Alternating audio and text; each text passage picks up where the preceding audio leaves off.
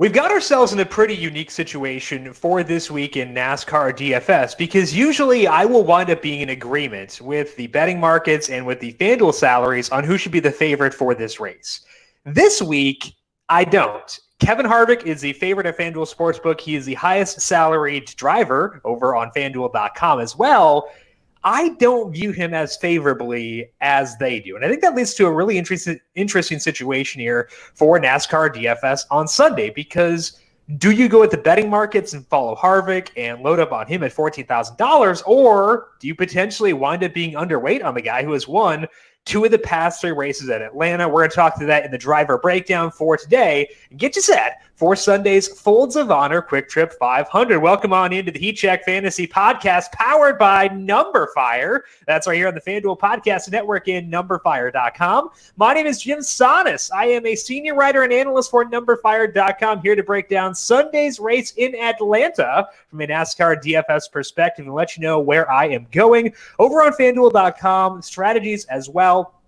Just in general, getting you set for Sunday's race. But if you're listening to this over on YouTube right now, quick reminder, we do have an NCAA tournament podcast posted. Myself, Dr. Ed Feng, Aaron Dolan, and also with Bennett Corcoran, getting their thoughts on the NCAA men's basketball tournament strategies, picks they wanted to make, all that good stuff is up on the numberFire Daily Fantasy Podcast feed right now, and also on the FanDuel YouTube page if you would prefer to watch there. So if you want to make some tweaks to your bracket, you can still do so over there. I'd recommend doing that for sure. And also just make sure you're subscribed to the numberFire Daily Fantasy Podcast feed for PGA, NBA, NHL. Next week, UFC will be back as well. Podcasts each and every week. Of course, our NASCAR podcast live on YouTube as well. We are less than 2 weeks away from MLB opening day. So the solo shot coming not too far down the bend. Talked to Ozzie Smith this week, the Baseball Hall of Famer for the St. Louis Cardinals, about the 2021 Cardinals, among many other things. That is also in the numberFire Daily Fantasy Podcast feed. Plenty of reasons to make sure you are subscribed. And if you like what you hear, leave us a rating and review as well. Sunday's race, as mentioned, is in Atlanta. Lock is at 3 p.m. Eastern on Sunday, so plenty of time to fill out your lineups. The starting order has been set, so as we go through the lineup for today, you can feel free to open up FanDuel.com and fill out lineups as we go. Before we talk about the track breakdown for this week, here's a number for you, 701. That is how many days we've gone without March tournament action. But guess what? That drought is almost over. So why not go all out this year with a huge new TV from Best Buy? You can find great deals on big screen TVs from brands like Samsung and LG. Best Buy will even bring it to you with fast, free curbside pickup and delivery. For more details, visit bestbuy.com. Before we talk about Kevin Harvick and why I am lower on him than consensus, let's start things off with strategy for this week. And this week is kind of like a blend between what we've had the past 3 weeks. It is a track with heavy tire wear, which is similar to Homestead, which we had 3 weeks ago.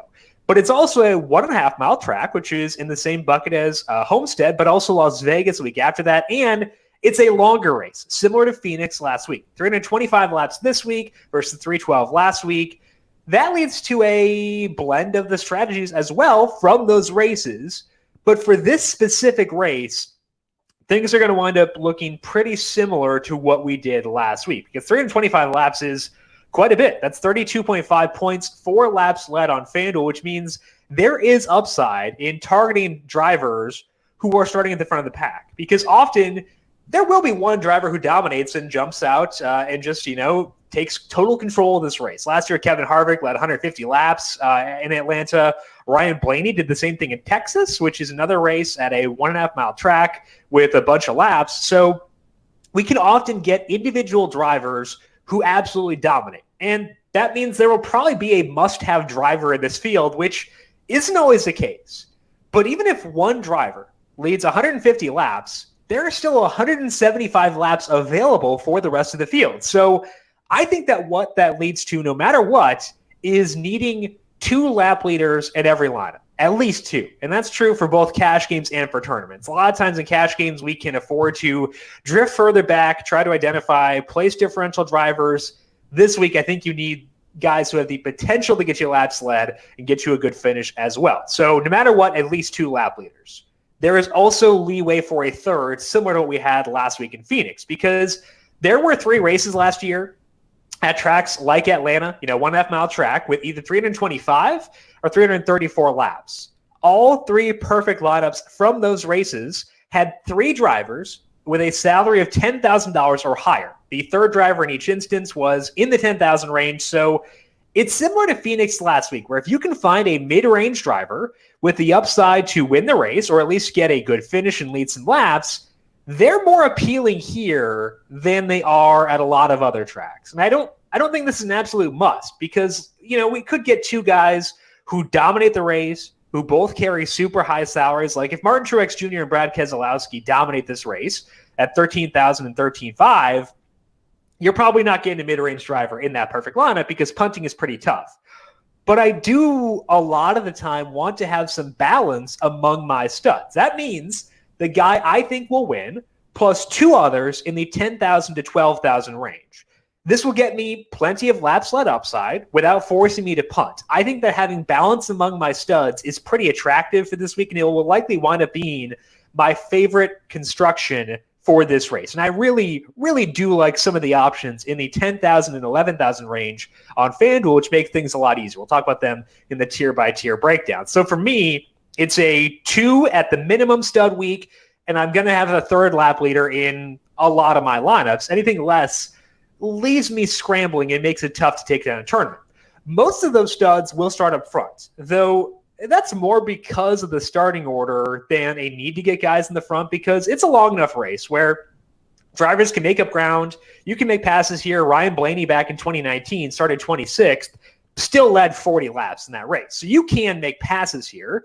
But if we're looking at just, my model for this race, of the top 11 drivers in my model, the guys who could, most realistically win, only one of them is starting outside the top 11. That guy is Kyle Busch starting back in 19th. So I'm probably going to have three drivers inside the top 11 in a healthy number of lineups for this week.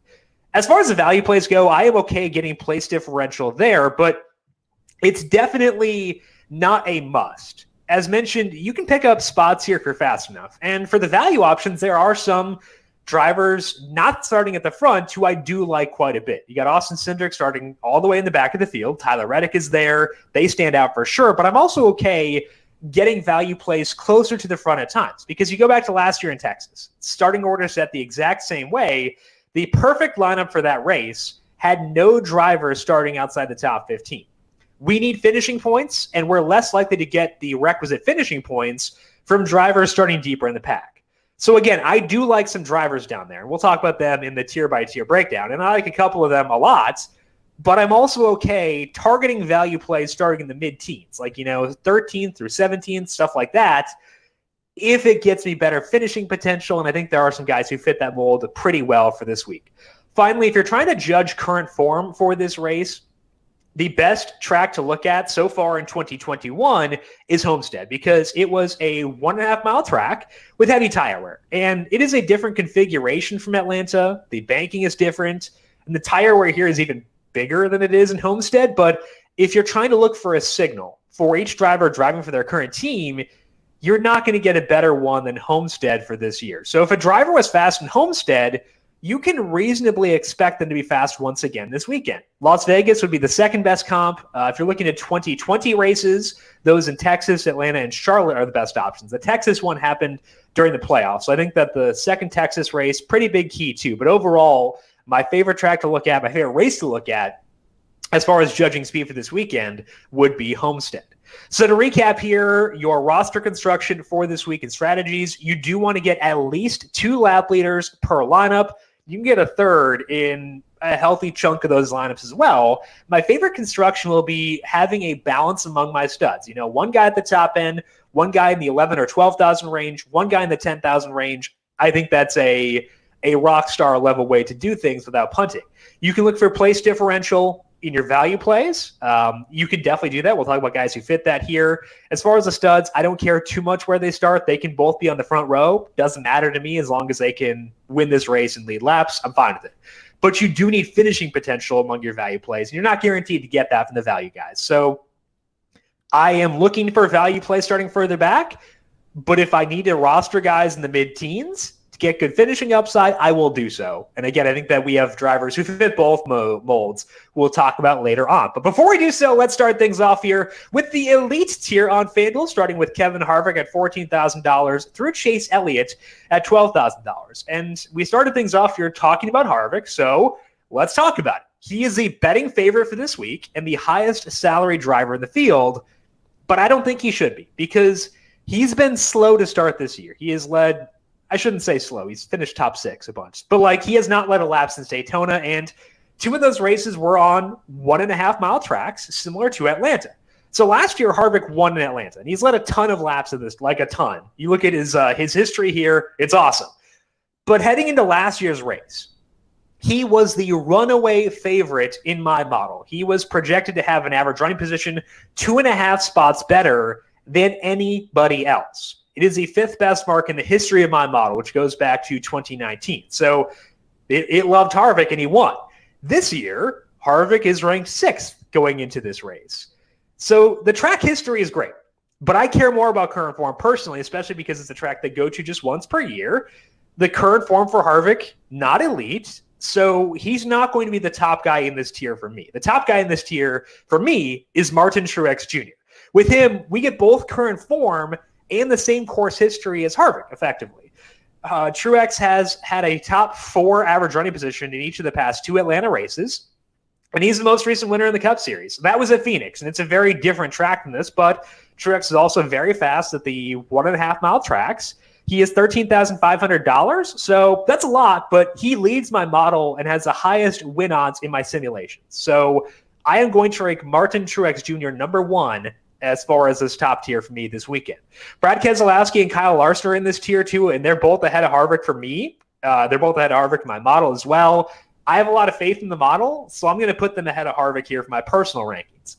I would also put Chase Elliott ahead of Harvick too because there is a $2,000 salary discount. So to me, I'm going to rank this tier: Truex 1, Larson 2, Keselowski 3, Elliott 4, Harvick 5. That does mean I will be underweight on Kevin Harvick relative to the field. It could burn me, but I'm actually okay with that personally. I think that the betting markets have gotten too enthusiastic here. I always want to favor form over track history, especially if it's a 1 race per year track, which Atlanta is. So it's risky to fade the guy who has been the winner 2 of the past 3 years, but I think the data tells me to do so. So I'm willing to take that risk for this weekend. The second tier on FanDuel is Denny Hamlin at $11,700 through William Byron at $10,000. And I talked in the track breakdown about looking for potential lap leaders in this range. And I actually think you have some really good options here. My favorites here are Denny Hamlin, Joey Logano, and Ryan Blaney in that order. Hamlin ranks 2nd in my model behind just Truex, and that's because he also has great current form and good enough track history. He has a top 5 finish in 2 of the past 3 Atlanta races. He has had a top 4 average running position in 3 of the 4 non-super speedway races in 2021. Hamlin is $11,700. He is starting on the pole, which means he has early access to laps led. And I think he's undersalaried. So I do want Hamlin quite a bit. Again, the track history for him, not quite as good as Keselowski or Truex or Harvick, but I think the form cancels that out. So I like Hamlin quite a bit. Logano is ranked 5th in my model, in my win sims. Kyle Larson, Brad Keselowski, the other guys ahead of him outside of Truex and Hamlin. Logano, not as good of a history here as those guys have, but the form is really good. He runs well on the 1.5-mile tracks.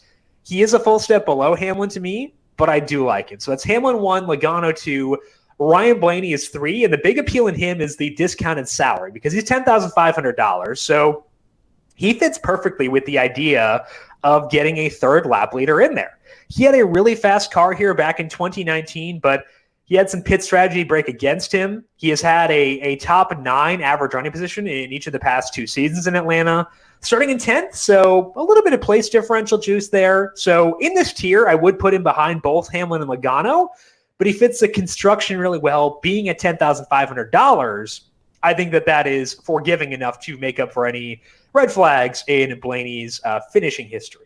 Between Logano and Blaney, from a salary perspective, is Kyle Busch. Busch had a 4th place average running position in this race last year. So that's interesting given that Busch hasn't been that good so far since the start of 2020.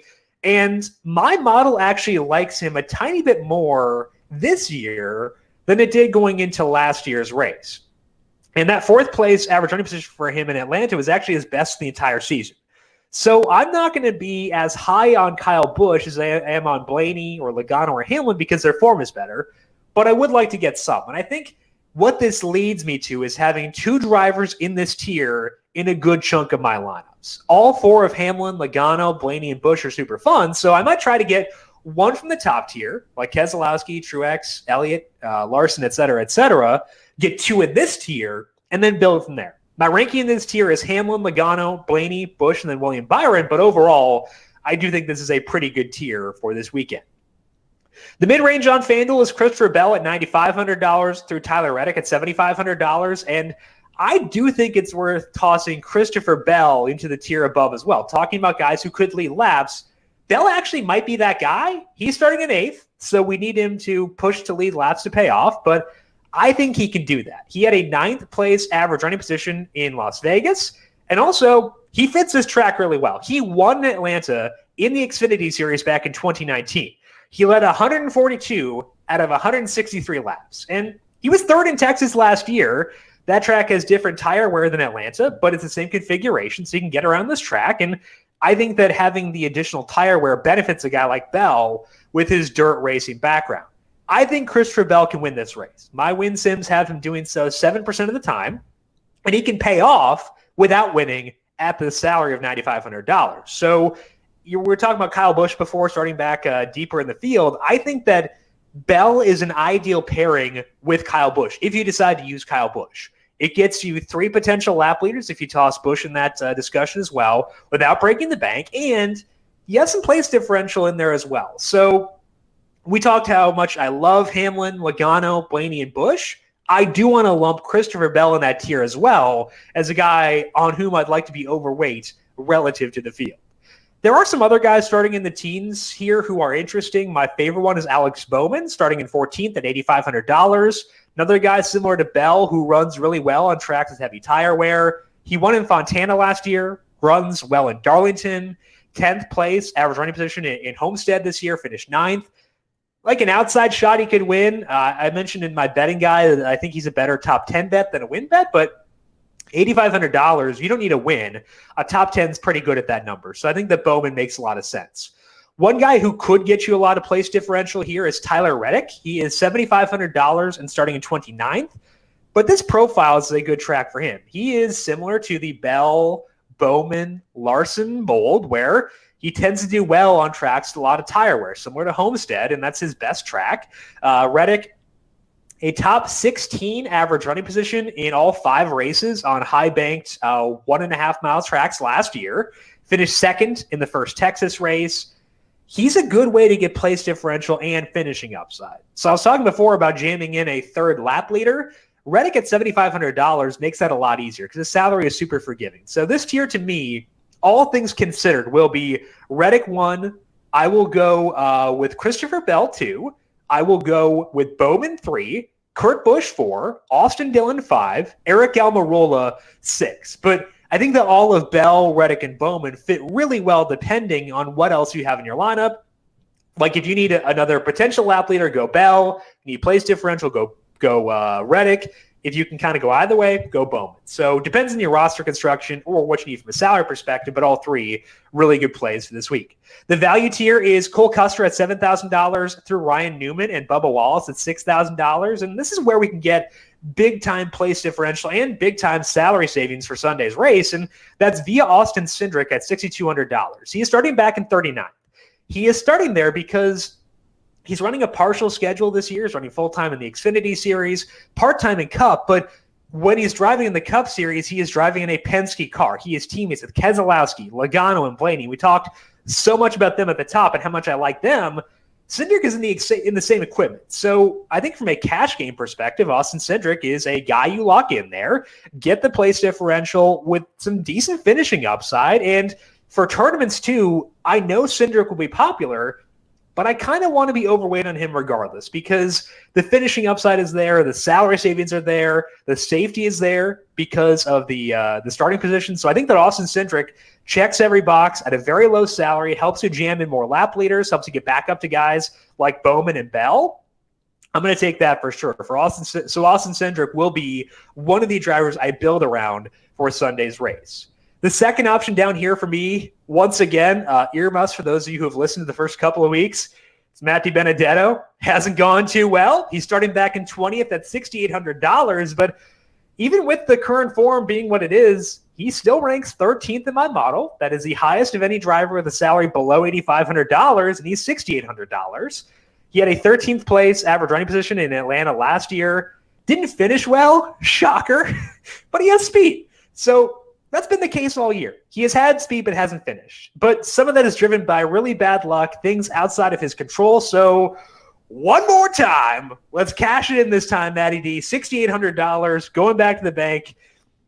You can feel free to tweet at me if it doesn't go well because I would deserve it. I'm not entirely opposed to Cole Custer at $7,000. I'm just kind of wary about him given how much Stewart Haas has struggled. But Custer did have the best non-Harvick car in Homestead, so maybe that translates here. But he was pretty rough on tracks like this last year. I might wind up going with Bubba Wallace or Ricky Stenhouse Jr. over Custer, even though he is starting deeper in the pack. For now, I will rank Cindric and Benedetto at the top of this tier, and I think that they're in a tier of their own. Then there is a little bit of a gap down to probably Custer, but Wallace and Stenhouse are in the same tier as him. Ryan Newman worth some exposure, but not too much. The place differential upside for Newman is good, and he was fast in Homestead. I just worry that the upside may not be there for him. So it is Cindric, Benedetto 1, 2 in their top tier, then Custer, Wallace, Stenhouse, Newman, all worth considering, but no one worth devoting to committing to in that tier. The punting tier is Chris Buescher, Chase Briscoe, and Ross Chastain at $5,500 on down. And this tier depends on how much stock you put in Homestead, because there, Chris Buescher actually won a stage and had a 10th place average running position. He's $5,500 and starting in 17th. He was not as good in Las Vegas, but he did finish 10th in Charlotte last year, so he has run well on this track type. I don't want to load up on exposure to Buescher because I'm still skeptical of the equipment despite the good run in Homestead. I can be talked into it for sure. Same thing for Chase Briscoe at $5,500. He could have speed or he could stink. I don't really know where he'll wind up there given what Stewart Haas Racing has done so far this year. Michael McDowell could be a consideration. He was fast in Homestead too, but none of these guys are staples. I'd rank Buescher highest, then Briscoe and McDowell. And if you're looking for a pivot off of Cindric outside of Benedetto, Buescher might be the best guy down here at $5,500. I'd expect him to be a lot less popular, but finishing upside is there. So if you want to pivot off of Cindric, I'd go Buescher or Benedetto, but you know, there's a reason I'm recommending you go overweight on Cindric in tournaments for me.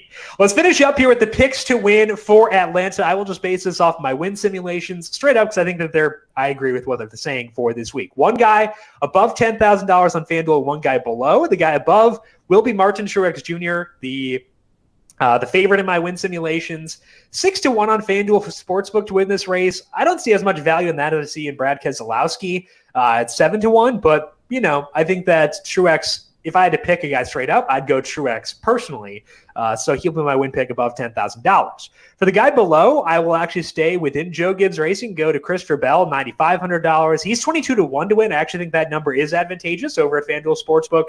Really good on this track type, good in Atlanta in the Xfinity Series. So I think it's a good week to be in on Bell once again, both for DFS and for betting. $9,500 on FanDuel and 22-1 at FanDuel Sportsbook. That is all the time that we have for today, but once again, back next week to talk about the Bristol Dirt Race. We have practice back next week. We have heat races on Saturday. It is going to be a very different situation, so I'm looking forward to talking with you all about that next week. It's going to be wild for sure, but a very different discussion given we have practice and heat races to help us inform our decisions. So make sure you are subscribed to the numberFire Daily Fantasy Podcast feed to get that, plus our PGA, NBA, NHL, UFC podcasts, and baseball just around the corner. If you have any questions for me, I am on Twitter at Jimsannes, JIMSANNES. You can also follow the FanDuel Podcast Network at FanDuel Podcast. Big thank you to Calvin Theobald, our video producer, for running the video side of things here today. Thank you, Cal, as always. And thank you to everyone for tuning in. Good luck to you with your NASCAR DFS lineups for Sunday's race. We'll talk to you once again next week. This has been the Heat Check Fantasy Podcast, powered by numberFire.